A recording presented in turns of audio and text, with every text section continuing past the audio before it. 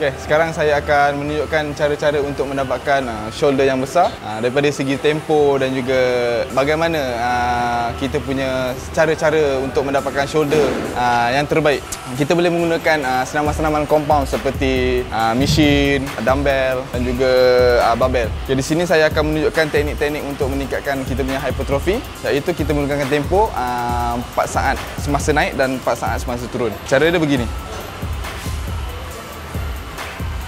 Okay, pastikan kita mengangkat ataupun lift kita punya training shoulder ni tegak dan turun dengan tempo 4 saat.